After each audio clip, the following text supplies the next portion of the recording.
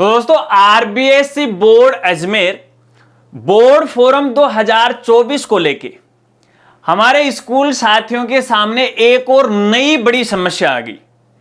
और समस्या यह है कि वो कक्षा 10वीं और 12वीं के स्टूडेंट के बोर्ड फॉर्म में नहीं भर पा रहे हैं, क्योंकि जैसे ये फॉर्म भरने जाते हैं तो भैया वहां पे शाला दर्पण क्रमांक आईडी और विद्यार्थी क्रमांक आईडी वो मांगी जा रही है। अब ये आईडी हमें कहां से मिलेगी और इस समस्या का समाधान क्या है, इसी के बारे में इस वीडियो में मैं आपको जानकारी देने वाला हूं। अगर आपको भी जानना है तो मेरे साथ वो आप बने रहेगा। नमस्कार साथियों, मैं हूं आपका अपना साथी राजगुरु जी और आप देख रहे हैं राज स्कूल हेल्प यूट्यूब चैनल। तो दोस्तों वीडियो में आगे बढ़ने से पहले एक जानकारी मैं आपको देना चाहूंगा और कुछ बेसिक जानकारी आपको पहले बताना चाहूंगा, तभी ये बात है आपको समझ में आएगी। देखिए, मेरे द्वारा भी आरबीएससी बोर्ड एग्जाम 2024 के बोर्ड फॉर्म कैसे भरे जाते हैं कक्षा 10वीं और 12वीं का, इसको लेके एक अलग से वीडियो बनाया गया था। अगर वो वीडियो आपने नहीं देखी है तो देख लीजिएगा, लिंक आपको वीडियो की डिस्क्रिप्शन में वो मिल जाएगा। लेकिन उस वीडियो को लेके और फिलहाल ये जो नया अपडेट है इसको लेके हमारे साथी भ्रमित हो गए, क्योंकि मेरी वाली वीडियो के अंदर जिस समय मैंने वीडियो बनाई थी, शुरुआत में मैंने बनाई थी, तो उस समय ये जो शाला दर्पण क्रमांक है इसका कोई लफड़ा नहीं था। अब ऐसे में हमारे जो स्कूल साथी हैं वो भ्रमित हो गए कि राजगुरु जी आप वाली वीडियो में तो ऐसा नहीं है, लेकिन यहाँ पे तो ये चीजें वो मांगी जा रही हैं। तो भैया यहाँ पे देखिए पोर्टल में थोड़ा सा अपडेट है वो कर दिया।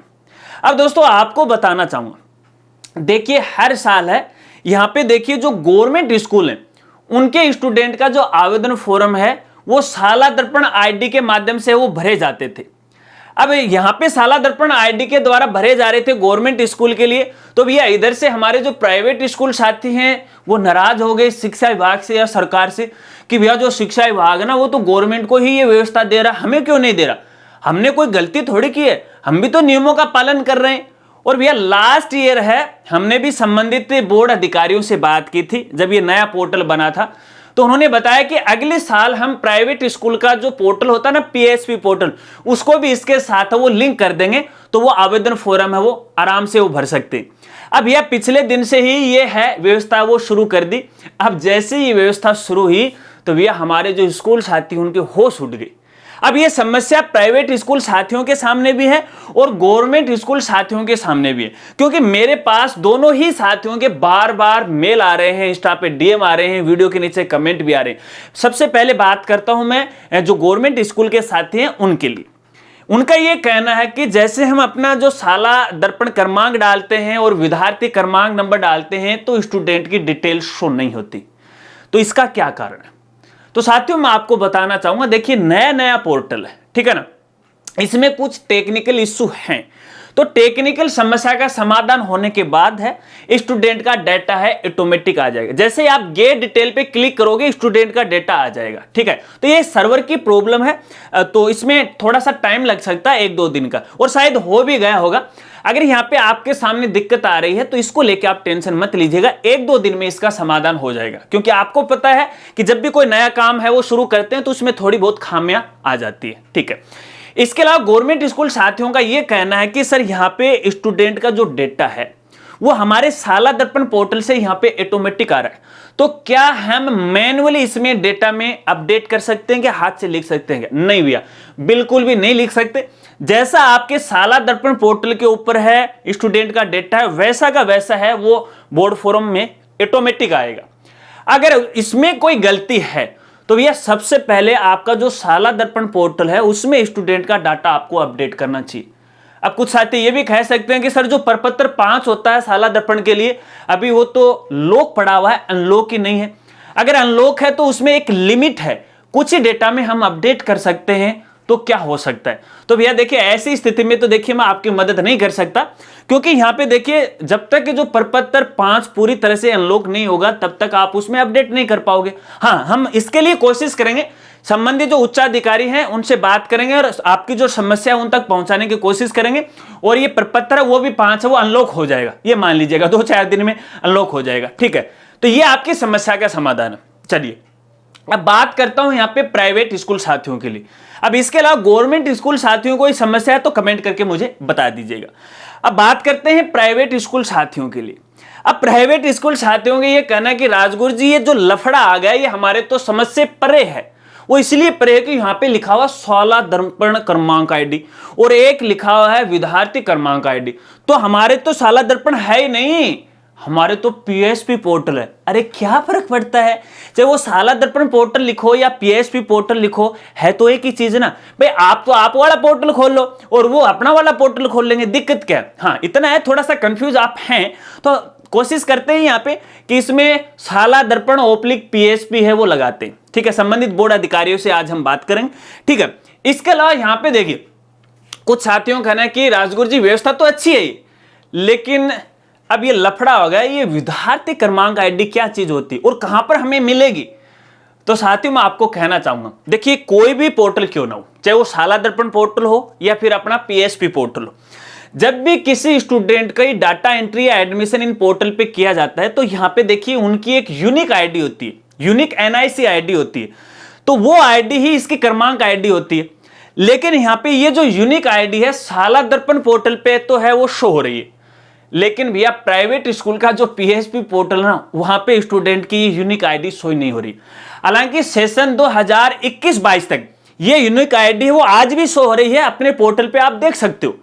लेकिन भैया सेशन 2022-23 वाले स्टूडेंट की यूनिक आईडी है वहां पे शो नहीं हो रही। हाँ अपने जो स्कूल के अंदर जो पुराने स्टूडेंट है गत सत्र के, उनकी यूनिक आईडी अपन देख सकते हैं कि भैया मान लेते हैं कि अब वो 10वीं कक्षा में हुआ, 12वीं में हुआ, तो 2 साल पहले वो कौन सी क्लास में था तो उस क्लास की ओपन करके यूनिक आईडी वो देख सकते हैं। क्योंकि एक स्कूल के अंदर एक स्टूडेंट की जो यूनिक आईडी है वो बदलती नहीं है, लास्ट तक वो सेम ही रहती है, ठीक है।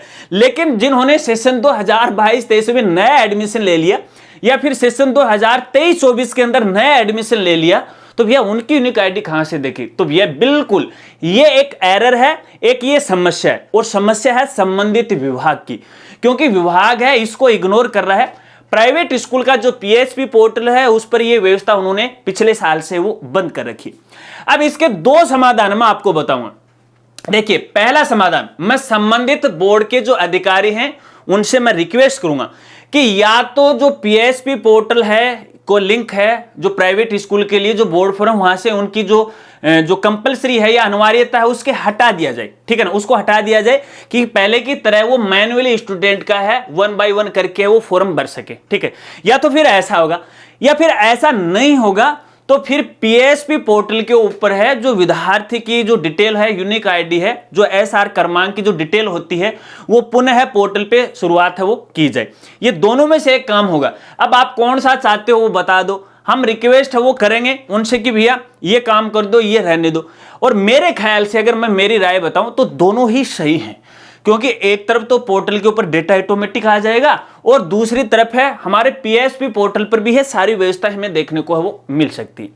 अब दोस्तों यहां पे एक जानकारी मैं आपको देना चाहूंगा, अपन दूसरी तरफ देखें कि ये सबके लिए कंपल्सरी हो जाता है तो फिर ऐसे में आपको यहां पे सचेत रहना जरूरी है।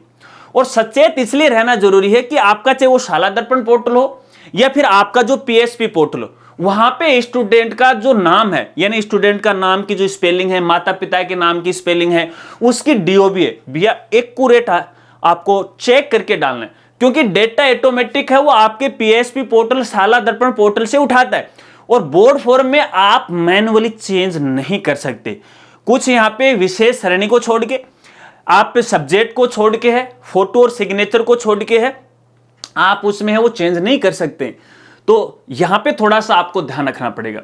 अब इसके बारे में आपकी क्या राय है कमेंट करके बता दीजिएगा। और यहां पे प्राइवेट स्कूल साथियों को मैं कहना चाहूंगा टेंशन मत लीजिएगा, अभी फॉर्म भरना शुरू हुए हैं। अगर आपके सामने ये शाला दर्पण वाली क्रमांक आईडी वाली ये समस्या आ रही है तो आप 1-2 दिन का वेट कर लीजिएगा, हम बात करेंगे। आज तो सैटरडे है, कल संडे है, तो कोशिश करेंगे अगर आज हमारे पास उनकी कोई सही जानकारी आती है तो आपको है सोशल मीडिया के द्वारा यानी ट्विटर के माध्यम से है आपको मैं अवगत करवा दूंगा कि इसका ये समाधान वो निकला है, ठीक है ना। बाकी आपको टेंशन नहीं लेना है, आपके बोर्ड फॉर्म है वो भरवाए जाएंगे। समस्या चाहे कोई भी हो उसका समाधान होता है, लेकिन शुरुआत के अंदर कुछ टेक्निकल खामियां आ सकते हैं, तो ऐसे में आप टेंशन मत लेना।